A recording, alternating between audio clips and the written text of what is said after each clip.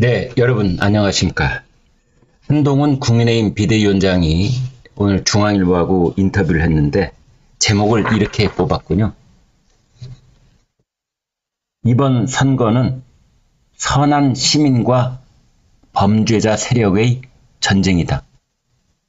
시민과 범죄자의 전쟁이다. 이번 선거는 한마디로 이렇게 말했습니다. 그런데 한동훈 비대위원장은 유세 때 이런 말을 한 적이 있습니다.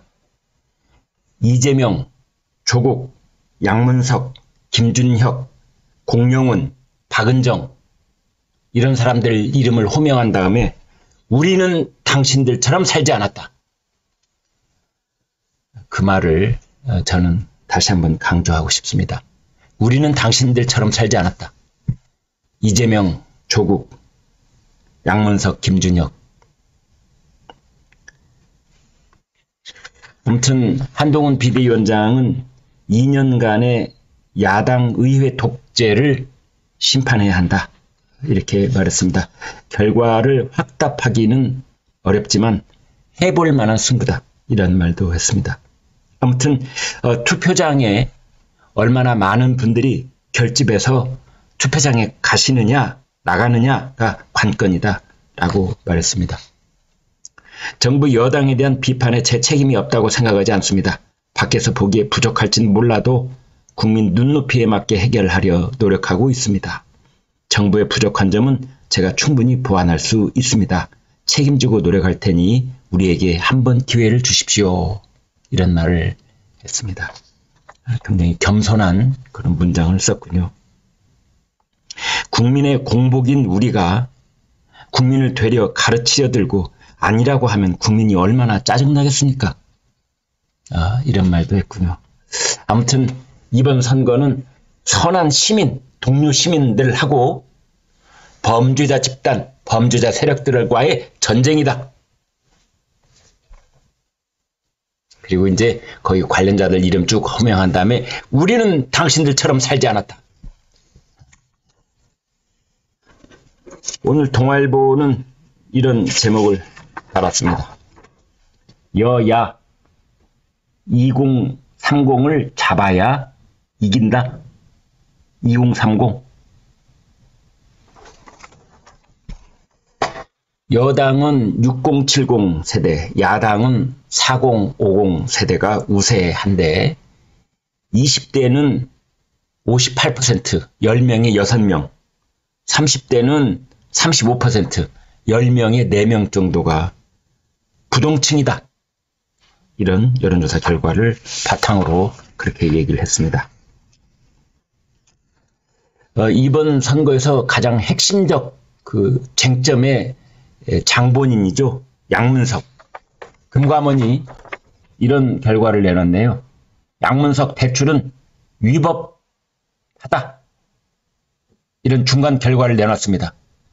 우리나라 공공기관이 여기에 내놓은 공식적인 입장이기 때문에 중요한 겁니다.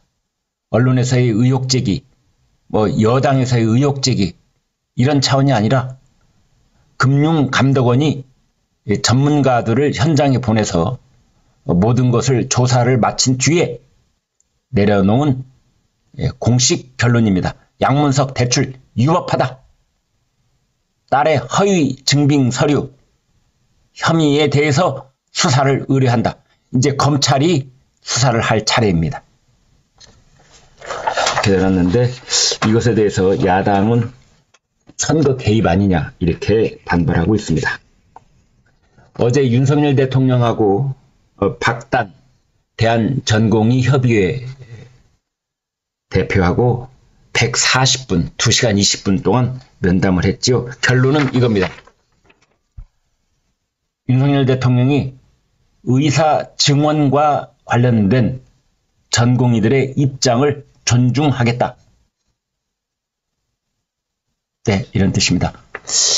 아마 선거가 끝나고 난 뒤에 또는 그 이전에라도 2차, 3차 계속 좀 만날 수 있다. 이런 여지를 남겨놨다고 볼 수 있겠습니다.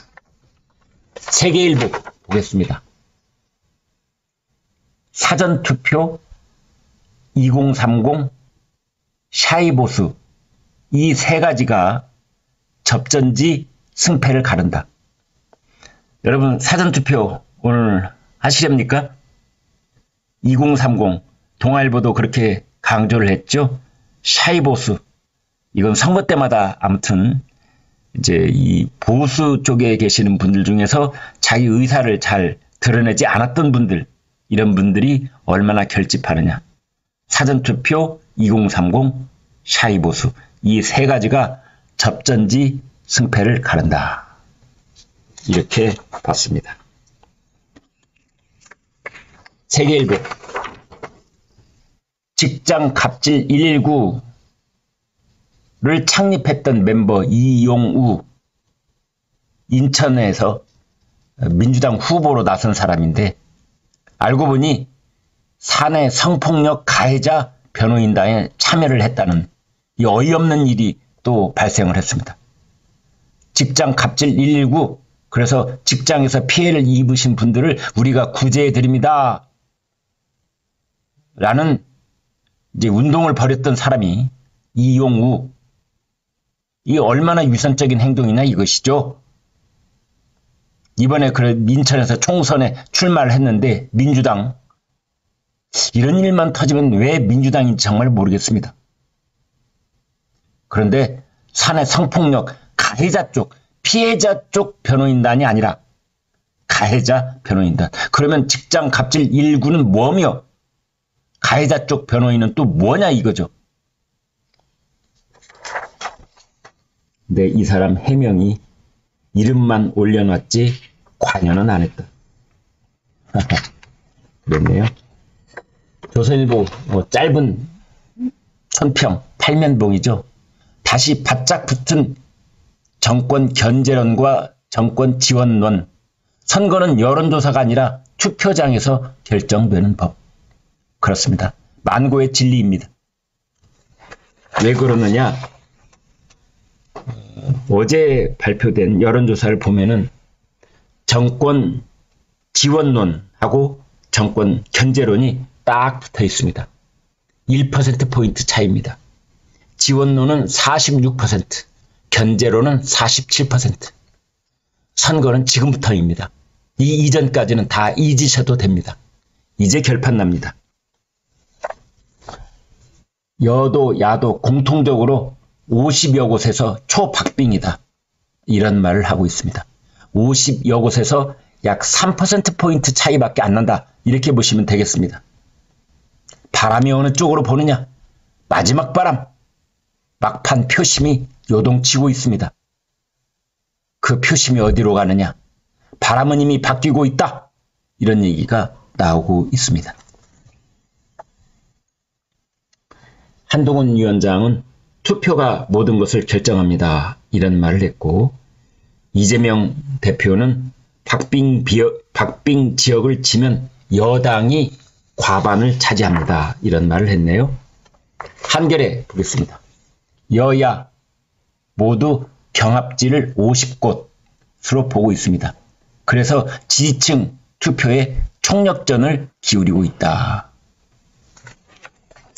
한동훈 위원장은 오늘 모든 후보들이 사전투표를 할 것이다. 이렇게 말했고 이재명 대표는 투표 참여가 곧 권력이다. 이렇게 호소를 했습니다. 매일경제 여도 야도 50여 곳 살얼음판 접전지 경합지 초박빙 살얼음판 그것이 50곳에서 60곳쯤 된다. 이제 이런 겁니다. 한국경제 보겠습니다. 여야 수도권하고 부울경 최대 승부처다. 그리고 그 밑에 보면은 전국 55곳이 3에서 4%로 접전을 벌이고 있다. 여당은 현재 그렇게 보고 있습니다. 대전일보 마지막 보겠습니다. 50대 이상이 처음으로 과반을 차지하고 있다. 우리나라 유권자 중에. 그래서 유권자의 지형 변화가 일어났다. 투표 결과는 안개 속이다.